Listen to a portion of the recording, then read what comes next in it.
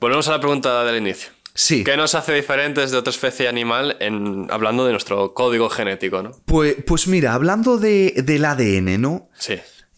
El ADN se estructura en... O sea, esta secuencia que comenté al inicio se estructura en una cosa que conocemos todos, que son genes, ¿no? Vale. Y esos genes codifican cosas que ahora detallaré. Vale. ¿Vale? Cosas llamadas proteínas, más concretamente, ¿vale?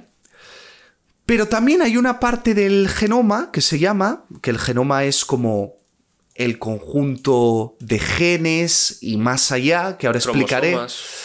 Es todo el ADN, pero el término genoma aparece a partir de la irrupción de las técnicas de secuenciación, ¿no? Y aparición de la aparición de múltiples datos, ¿no? Pero al final, en el ADN se estructura en genes, que son las secuencias codificantes, y secuencias no codificantes, que se llaman. En el caso del genoma humano, el 50%, o entre el 40 y el 50%, son secuencias no codificantes que se conocen como elementos repetitivos, ¿vale? Vale. Y dentro de... En el otro 50%, ¿vale? Hay un montón de elementos que se llaman elementos reguladores, que ahora explicaré lo que son, vale. y los genes. Y los genes. Entonces, los genes codifican proteínas. ¿Qué quiere decir que codifican proteínas? Tienen la información, ¿vale? Para producir una proteína. ¿Qué es una proteína? Pues una proteína es otro polímero biológico en el que los monómeros no tienen ese nombre tan estrambótico que dije antes, tienen un nombre más sencillo y más conocido, que son aminoácidos, ¿vale? Pero tanto el ADN como las proteínas en sí son polímeros, ¿vale? Bien, tenemos lo que comenté de los genes, ¿vale? Que codifican estas proteínas. Y después están los elementos reguladores que no codifican estas proteínas, pero lo que determinan es qué genes se tienen que activar en qué momento. Por lo que también comenté en el podcast anterior, que en tu caso no se parecen nada a una célula de tu piel a una célula del ojo. Sí. Y hacen funciones totalmente diferentes. Pues eso es una serie de interruptores como semáforos que activan unos u otros genes. Sí. ¿Vale? Bien, entonces, ¿qué nos diferencia a nosotros de un mono? Pues hay alteraciones en los elementos repetitivos, ¿vale? Hay alteraciones en la secuencia de los genes. ¿Qué puede ocurrir aquí? Pues que haya genes que tengamos nosotros que no tengan los monos, haya genes que tengamos ambos, pero que cambien algunas letras de la secuencia que causen que o bien la proteína sea más corta, o bien la proteína sea más larga, o que la proteína sea del mismo tamaño, pero en vez de tener un aminoácido tenga otro. Y eso puede tener o no puede tener una consecuencia funcional, ¿vale? Y ahora voy a explicar por qué. Vale. Hay aminoácidos que son muy similares los unos a los otros. Por ejemplo, tienen una carga positiva.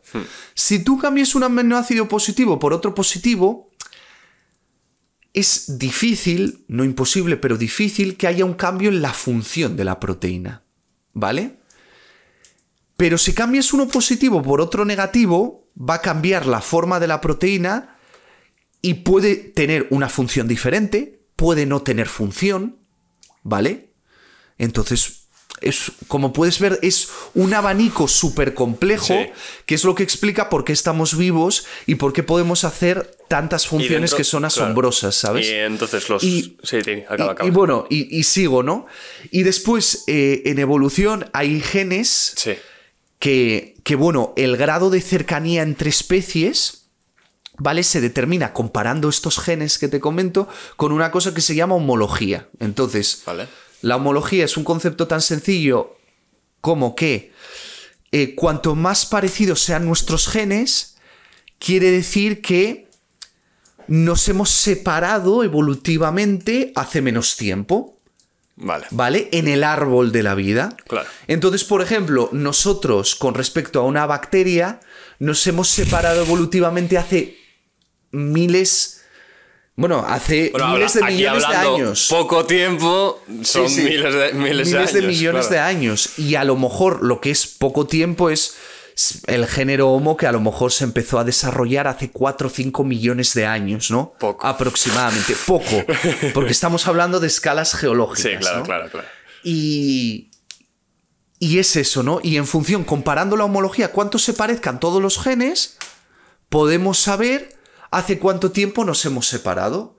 Porque según el darwinismo, como las alteraciones son aleatorias, si las alteraciones son aleatorias, quiere decir que puedes estimar que se producen a una tasa constante en el tiempo y por tanto puedes estimar hace cuánto se produjo la divergencia evolutiva, hace cuánto la rama del árbol se empezó a separar.